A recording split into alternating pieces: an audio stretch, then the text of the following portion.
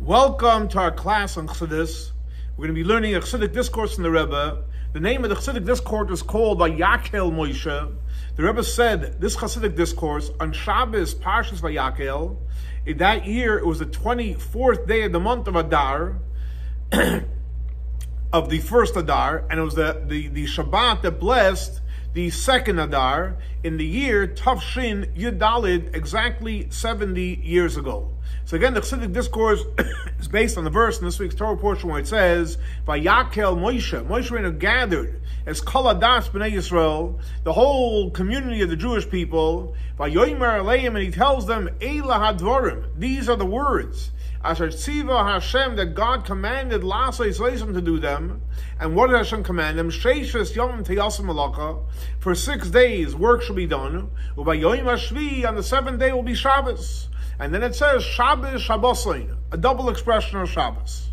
And afterwards it says, Vayomer Moshe al Kol Adas B'nai Yisrael. Moshe Rabbeinu speaks to all the Jewish people, and he says, Zeh HaDavar. This is the word Asher Tziva Hashem that God commanded, and he speaks about what? About the Mishkan, the tabernacle, and about the Malachas Mishkan, the work in the tabernacle. So says it's known the questions that are asked. Why does it say Vayakheil Moshe? Moshe gathered. In other words, when Vayakheil means you're gathering everybody. That means it's a general mitzvah, and that's why Moshe had to gather everybody, because we don't find that he gathered everybody by all the other mitzvahs. And even later on, when he says to them about the work in the Mishkan, it doesn't say that he gathered them again, only over here. It says specifically that he gathered them, so obviously it's like some kind of general thing that everyone has to be there. And the question is, what is this mitzvah that everyone has to be there? That's question number one. Also, we have to understand where it says Eile Hadvarim. These are the words. In other words, Dvarim is plural. Davar is one, Dvarim is plural. And he finishes off in saying, 6 days you should do the work, it's only one thing. I'm telling you Dvarim, multiple things, how come he only tells us one thing? That's question number two. Another question, what does it say later? Asher Tziva Hashem, God commanded Laseis Oisam to do them. No, seemingly it should have said, Asher Tziva Hashem, God commanded. What's the idea of Laseis Oisam to do them? Another question, what's the double expression when it says Shabbos Shabbosain, a double Shabbos? Now, the Rebbe brings that the Ramban explains that this that it says Eila Hadvarim, it's referring to the work that was done in the Mishkan, in the tabernacle, which are holy work. Now, so one might think, because it's holy work, you're doing it in the tabernacle, so you might think, okay, guess what? You can do it on Shabbos. And that's why it says, no, on the 7th day, remember it's Shabbos Shabbos, and it's a holy day. In other words, according to the Ramban, so when it says this is the things that he told them to do, is referring to what the work in the Mishkan, and that's the connection that 6 days you should do the work, but on the 7th day you shouldn't do it, even though it's holy. However, the Rebbe says, even according to this insight, you still don't have the answer to the question why it says Laseis Oisam, to do them specifically. And also the specific expression of Shabbos Shabbos and a double Shabbos. And besides the fact, it's not understood why when it comes to the work in the Mishkan, it says afterwards that Moshe Rabbeinu tells them Eila Hadvarim, and that it's referring to the Mishkan. So it's like a double expression. Now the Rebbe says even though it's brought down in the Talmud that when it says Eila Hadvarim, it's referring to what? The 39 malachot, the 39 types of work that was done in the Mishkan. And the idea of a work is, what do we call a malacha? What do we call work? Something that was in the Mishkan. And what they did in the tabernacle, which is considered very, very precious and very special. So what does that mean? According to the Ramban, that the Eila Hadvarim is going on, the work in the Mishkan. So if that's the case, it's seemingly it's in the opposite order. First, it should have said about the Malachas Mishkan. Vayomer Moshe, the verse that says after is about the work, and it should have said first. It should have said do the Mishkan work, and then it should say it's forbidden on Shabbos. And why does it say first it's forbidden and then about the work? In other words, according to the Ramban, what is we saying here? Do this type of work, and I say, relax, 1 second. You might think it's a holy work, and therefore you shouldn't do it on Shabbos. So Shabbos should have came after the Malachas Mishkan. And here it's reversed. Also, we have to understand Why is it that the work that's done in the Mishkan, that's considered precious and special? And what's the connection? Why, if it's done in the Mishkan, is it special? Okay, so these are obviously a bunch of questions, and now we're going to try to resolve all these questions. Trevor says we're going to understand it with an introduction, a general introduction to the 39 different types of works that was done in the Mishkan.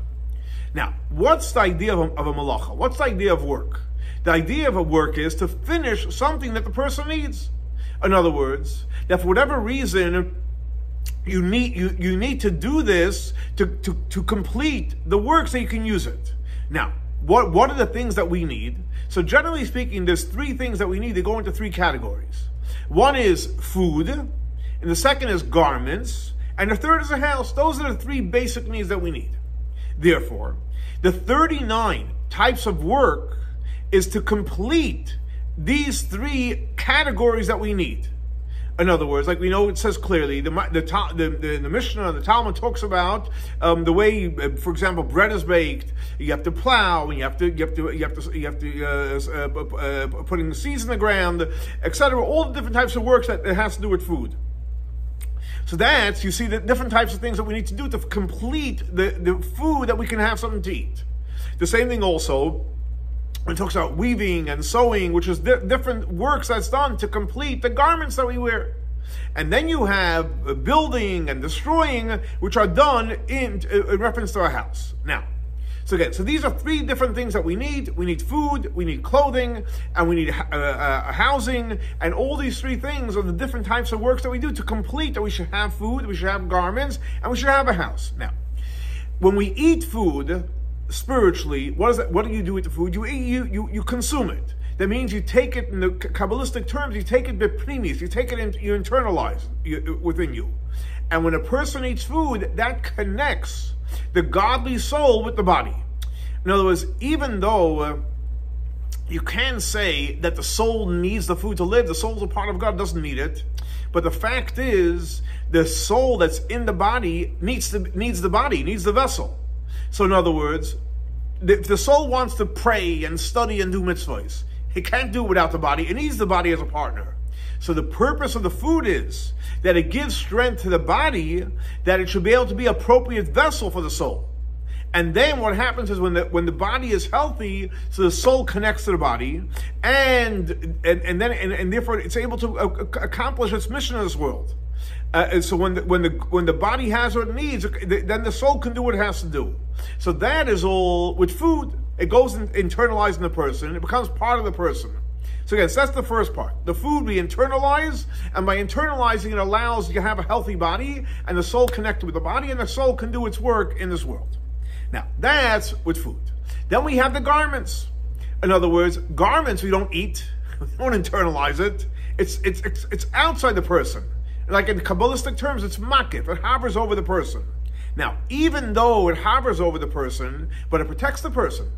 It knows whether it's hot or whether it's rainy, and it does its impact. And like we know, it's in the Talmud, it says clearly, different rabbis said they would call their garments their honor, because it gave them honor. They had the proper protection, etc. So again, so food is internalized, connects the soul with the body. Garments is external, but it creates a protection and honor for the person. And then you have the third thing, which is a house. In other words, that's totally outside the person, and it hovers over from much further away. But it also protects the human being. Because the fact is, if it's raining, or if it's windy, or if it's not a good weather, you have a place to be protected.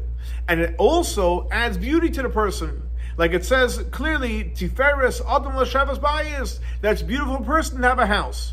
Okay, so that's, food is internalized, garments are external, closer, and a house is even more external. Now, even though food we internalize, and garments and a house is external, makif, but nevertheless, there is a quality in a garment and the house over food.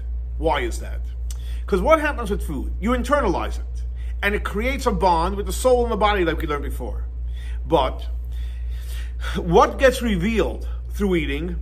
Only the revealed part of our powers. And what is that referring to? The soul reveals the nefesh and the ruach and neshama. And for the nefesh, ruach, and neshama, that creates a vessel through the food. But when it comes to the makif of the soul, that the food cannot reveal. Why? Because it's not a vessel for it.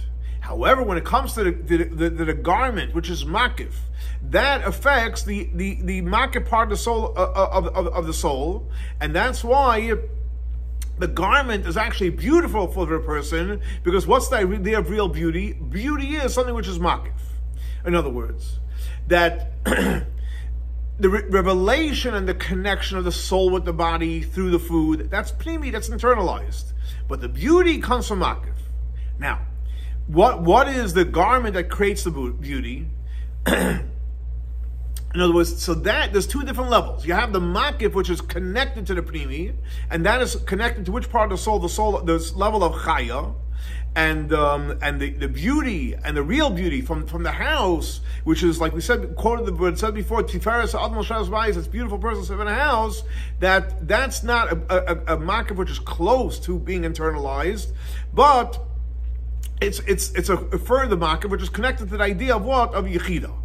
In other words, so what is Rabbi saying? Rabbi saying is like this: by eating food, that sustains the soul's connection to the body, and that's connected to which part of the soul? Nefesh, ruach, neshama. The garments, it's makif, that's connected to the chaya, which is makif over us, of the soul. And the house is connected to what? To the idea of yechida. So Rabbi said the same thing applies on a physical level. That the garment, even though it's makif, means it hovers over, but the garment is close to the person, it's actually tailor-made to the person. But on the other hand, the house is much grandiose, much bigger than the person, because it not only includes the person, there's many other things that go into the house. Now, so this quality that a garment has over food and a house, we see it on a physical level. In other words, even though a person needs food to eat, more technically than he needs a garment or needs a house. Because the fact is, without food, you can't survive. Without garments, you could survive. Without a house, you can survive. So from one perspective, food is much more powerful, because without it, you can't survive. And but on the other hand, the same thing also, when it comes to the garment and a house, so if you're comparing those two, so the next priority after food, you need a garment. And then you need a house. But on the other hand, so from one hand, we're showing is that what? You need the food to survive. Next level, you need the garments. And then you need a house. But the other is taking it the other way. The fact is, food doesn't last long. Every item of food has an expiration date. Today we have modern day refrigeration, freezers, salt, etc. But food by itself, take a fruit, take a vegetable, take whatever you like eating, whether it's a protein, it expires. Everything has an expiration date. And also food is relatively cheaper than garments and housing. However, when you're coming with garments, it's obviously more expensive. Clothing is more expensive, especially if you have those designer names, or a house is even more expensive, but garments last longer. And the same thing also, housing is more expensive than clothing, but that lasts even longer. Now, why is that? Because since food is internalized, so it's a lower level. And when it comes to a garment, of a physical garment or a house, that's something which comes from makif, which is obviously much higher, and that's why it's more expensive, and that's why it lasts longer. In other words, and to be more specific, the garment of a regular garment, which is called a makif akarov, and when it comes to a house, which is a makif arachoik, within there, in the garments, that's where the essence gets revealed. So in other words, like this, what we learned till now, before we go forward, that basically we have like this. There's three different things that we need. We need food, we need garments, and we need a house. Food gets internalized, a garment is makif akarov, and the house is makif arochik. Food is connected to nefesh, ruach, neshama. The garment is connected to chaya, and the house is connected to yechida. On one hand, you need food to live, that's the first thing that we need. Then garments, and then a house. But on the other hand, food spoils the quickest, and it's the cheapest. Garment already lasts longer, it's more expensive. And a house is even more expensive, and it lasts even longer. And that's where the essence of the person gets revealed. Now, the reason why a person has food, garments, and a house, because just like everything that exists in this world, it's obviously exists on a spiritual level on high. So the same thing also, this that we have, food, garments, and a house, that's because that's the way it exists on high by Kadosh Baruch Hu. Where do we see that? That's the 10 Sfirot. Because we know you have, in the 10 Sfirot, you have the component of food, and you have the component of a garment and a house. Because in the 10 Sfirot, you have the light that fits the vessel. So when that light fits the vessel, and it goes in, like we call it bepremius, that's food. But then you have the garments. Like it says clearly in the Zohar, and we say it Friday night, Levushin Tkinas Loin, that you created garments. And the same thing also on the spiritual level. You have the house, which is basically the different places where you dwell and different antechambers, etc., on a spiritual level. And we know that ever since the temple was destroyed, where does Hashem reside? In the 4 cubits of Jewish law. And the 4 cubits of Jewish law, that's the house of Hashem. And that's where the essence of Hashem gets revealed. So what Rebbe is saying is that on the spiritual level, you have these 3 components. What are the 3 components? The way a light fits the vessel, that's the food. The way we have the garments, that is the garments that exist. And then you have the house where the essence of Hashem gets revealed. Now, the light that fits the vessel, which we said is connected to the idea of food. Why is that? Because what's the reason why the light comes into the vessel? Because in the vessel, there's something in there that allows that allows room that the light should come into the vessel. What is that called? That's called mazon. That's called food. In other words, just like we learned before, that when you eat food, it connects the soul with the body, and it actually adds more vitality to the soul because now the soul can do what it's supposed to. The same thing also, that in a vessel that allows the light to come in there, that's called food, because he's connecting the light with the vessel, and it allows the light to accomplish its goal. And this is called what? On a spiritual level, it's called pnimi. So again, anytime a light goes in a vessel, so the vessel's making room, it's creating empty space for the light to go in, and that's called mazon. It's feeding it an appropriate balance between the light and the vessel.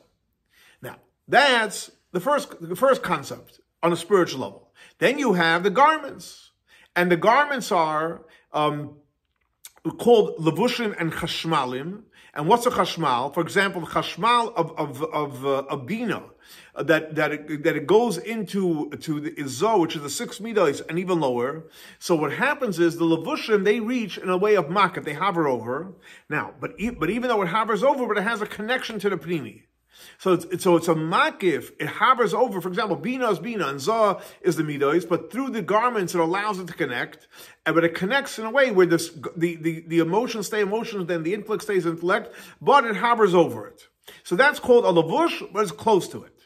But then you have even a higher level, which we call the chambers and the dwelling places, and that's the house, which is called makif harochik, it hovers over. What is makif harochik? Which means it hovers over and it has no connection to the vessels. Now, generally speaking, the makif is, which sphere is it? It's the sphere of Keser. And we know in Keser there's 2 levels. There's Atik, which is the higher level, and there's Arich, which is the lower level. Now, Arich, even though it's a lower level, it has a connection already to the sphere of Chachma. But Atik, it's actually called Atik because it's netek, it's disconnected from the vessel. And it even hovers over of Arich. So basically, you have these 3 components in the spheres. You have the way the sphere is, every light fits the vessel. That's the mazon. Then you have the way it hovers over, it's connected to it. Like, for example, the sphere, for example, of Arich. And then you have the sphere of Atik, which totally hovers over. Now, just like you have a division of food and garments and vessels. You know, it's like we just now learned from the light perspective, the way the light comes in the vessel. But the same thing also, from the vessel perspective, the same thing also applies in the light itself. There's 3 levels. What are the three levels? I'm going to say it in Hebrew, I'll translate. Memali kalalmin, the way it fits in to the world, so to speak. Soivev, the way it hovers over. And then you have a higher level, which is even higher than Soivev. So Memali, Soivev, and something even higher. Now, what does Memali mean? Just like the word itself is. That it basically, it fills in, it's revealed in an internal way, and it literally gets enclosed within it. So Memali means the light comes into the vessel. And the light is for the vessel receives the light, it's a perfect fit. That's Memali. What does Soivev mean? Soivev means it's a powerful light, and it cannot get enclosed within it. But it has a connection to it. And that's why it's called Soivev. It hovers over it. So it has a connection, but it's not a complete fit. Which means it hovers over, it covers over that world. In other words, even though it cannot get internalized, but it has a connection. And that's why it's called Soivev. It covers over it. In other words, so what does that mean? And here's a beautiful insight that explains it in it. The truth is, the Soivev would be internalized. But because the vessel is so small, so therefore it hovers over it. So really, it has a connection, and from the light itself, it's ready to get involved in the vessel. The problem is the vessel's not big enough. But from the light, it's ready to get internalized. And the Rebbe explains, that's what the expression is, that a pnimi sheba elyon, which means it's an internal light on a higher level, it becomes nasa makiv l'tachta and hovers over the lower one. In other words, from when it's on a higher level, it is internalized. But when it gets connected to the lower level, and it has to unify with the lower level, and the other problem is the lower level is too small, so it can't receive it.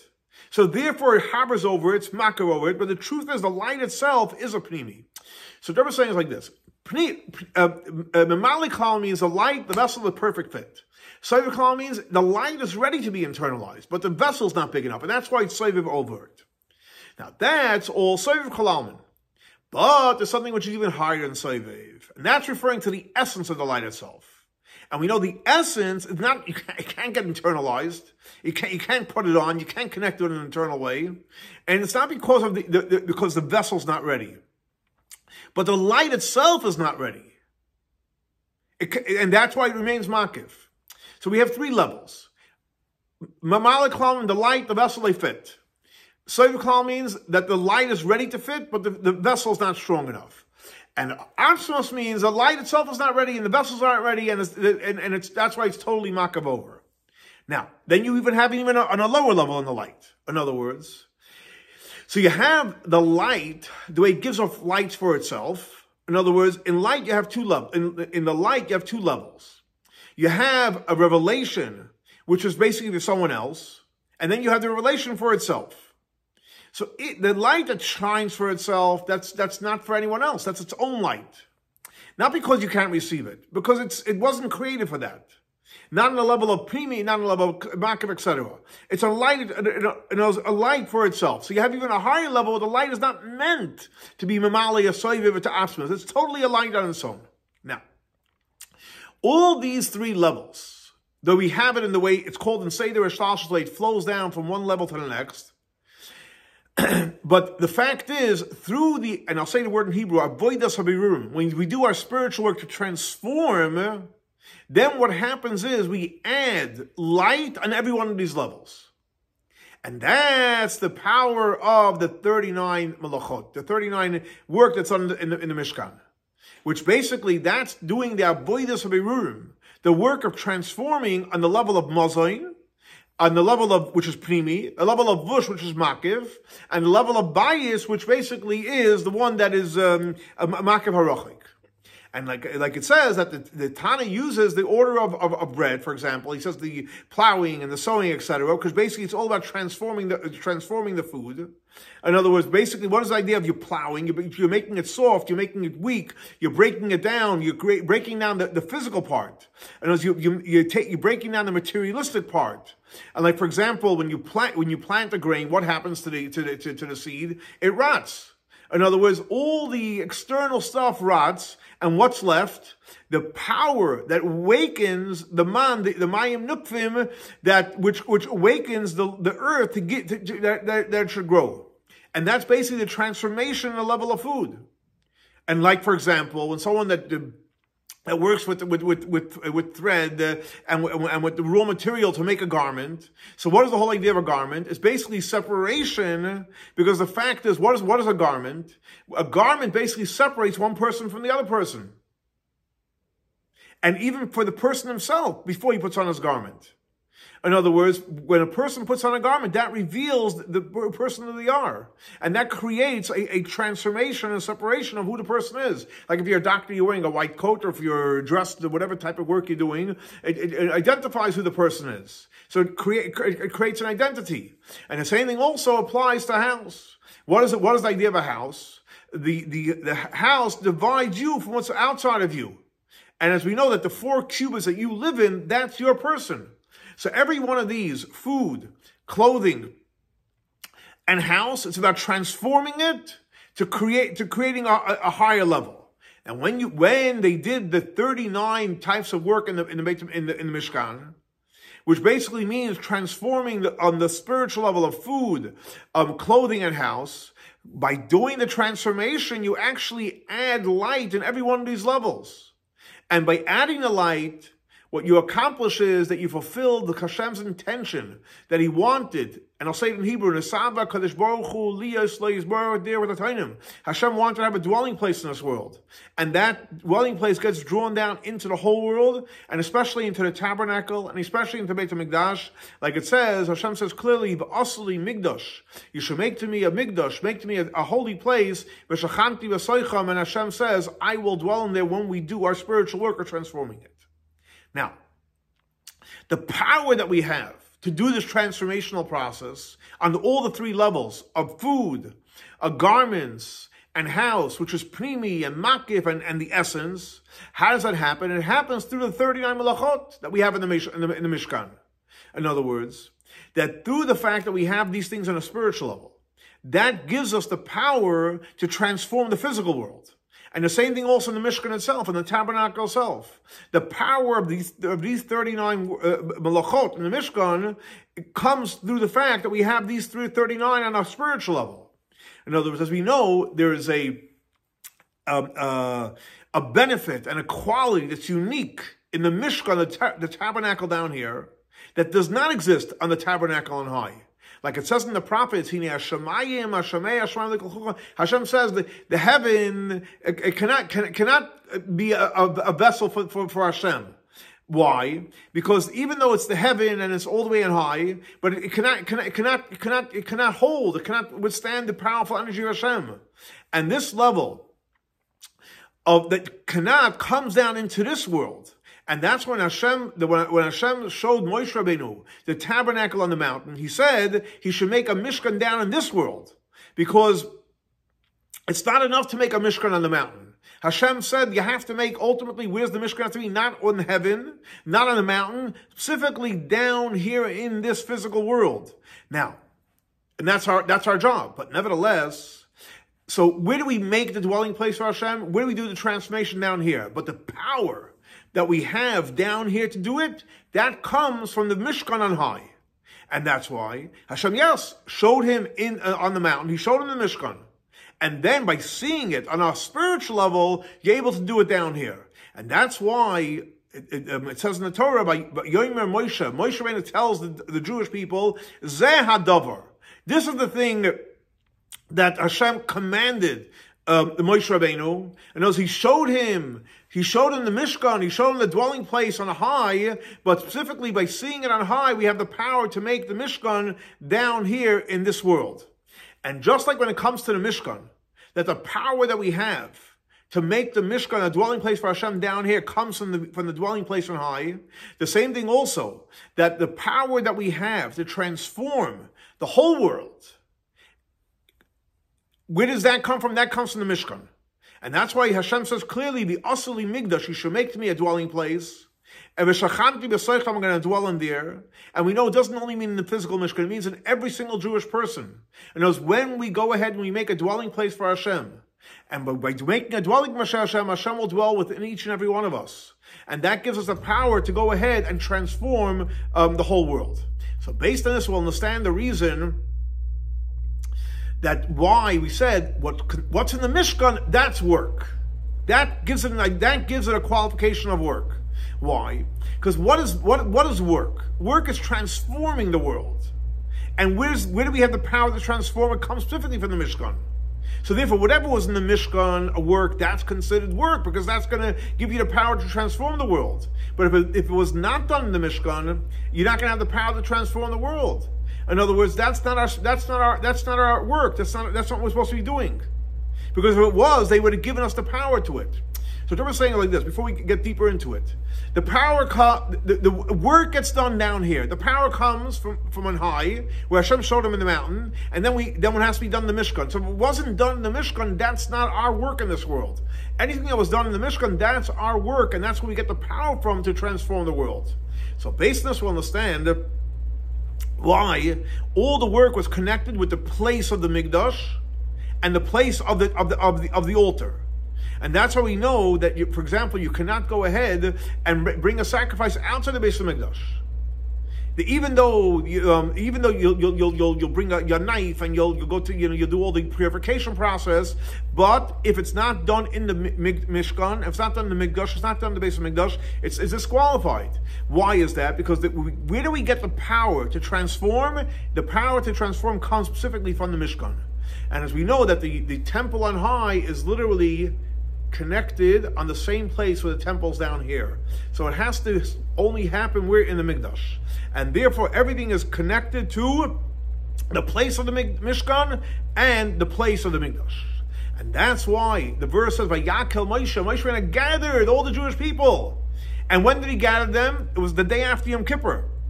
Because what happened then? He gave the atonement for the sin of the golden calf. And as we know, the world was created complete. When originally Hashem created the world, it was complete. But what happened? When the snake came in the primordial sin, and he came to Chava, and he released his negative energy, which caused, unfortunately, the primordial sin. And what happened was, when Hashem gave the Torah, wow, that negative energy went away. But then, unfortunately, when the Jewish people sinned with the golden calf, it came back. And then, the day after Yom Kippur, when we received the atonement of Hashem, and then it went back to its original state, the way when Hashem created the world, which was totally complete. And then we were able to do the spiritual service on the level of the world is complete, exactly like in the beginning. So then Moshe Rabbeinu realized, guess what? We are like in the moment now. It's totally as if push delete, restart. We're ready to restart again. So Moshe Rabbeinu gathers everybody and he tells them what we need to do now in this world, our spiritual service. And therefore he said, Eila hadvarim, these are the words that God commanded us to do. Now, Eila hadvarim is referring to the 39 commandments. How does Eila hadvarim connect to the 39 commandments? Because Eila is a word which is made up of 3 letters. Aleph, Lamed, Hey. Aleph is 1, Lamed is 30, Hey is 5, that's 36. And then it says Dvarim, which is 2, and Hadvarim, which makes it 3. So 36 and 3 are the 39 malachot. Eila hadvarim is referring to the 39 malachot. And the intent of these 39 malachos was to transform and to fix. And that's why the verse says, Lasais oisam. In other words, Lasais means to fix. We have to fix the world. And where do we get the power? We get the power from on high. And that's why he says, Asher tziva Hashem, God commanded us. And the power comes through Moshe Rabbeinu. That he saw the Mishkan on the mountain. And that's why Moshe Rabbeinu had to gather everybody. And he told them, 6 days you should do work.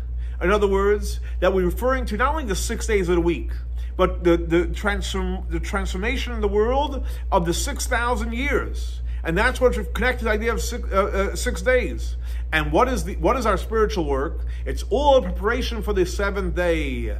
And what's the 7th day? Shabbos Shabbosayin. It's all double Shabbos. And like it says clearly, someone that worked before Shabbos you're going to have what to eat on Shabbos. In other words, when we do our spiritual service and we do transforming the world in the 6,000 years, then we'll merit to the day where it's going to be completely Shabbos when Mashiach comes. It's going to be a complete day of rest, and that is going to last forever.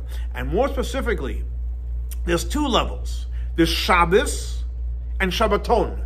Two levels. Shabbos is the day, the part that's connected to the transformation that took place before. And Shabboson is a whole different level of rest, which has nothing to do with transformation. It's 100% full peace. And like it's explained, that when in the beginning, the world was in a level where it says that Hashem is going to make a feast for the righteous people, and then there's going to be even a higher level, where it says that when the world to come, there's not going to be any eating, any drinking. So you have one level, there's going to be a feast that's connected to work. But then you have the next level, where it's not even work. It's going to be totally no eating and no drinking. No drinking. And that's just like the two levels of Shabbos and Shabboson. And in these two levels, what's important is the 6,000 years of work. That when we go ahead and we transform the world, we're going to merit the two levels of Shabbos, which is connected to work, and Shabboson, ultimate peace. And that's why it says clearly, 6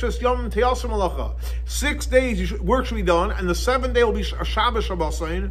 That when we do our spiritual work of transforming the world in the 6,000 years, we're going to merit to the level of Shabbos and Shabboson, to the day that's going to be Kuloi Shabbos. It's going to be completely Shabbos.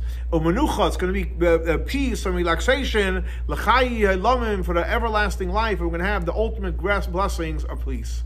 So here we have a beautiful Chassidic discourse about the power of Moshe Rabbeinu gathering the Jewish people, instructing us what we need to do to transform the world, but telling us we have the source of the blessing, what we need to transform the world. And when we transform the world, we'll all merit, like the Rebbe says, to have a Shabbos, Shabboson, the Shabbos that comes through the transformation, the ultimate level of Shabbos. Let's hope and pray that we merit to this high level, and God will reveal Himself, and next class will be in Yerushalayim, Ir HaKodesh.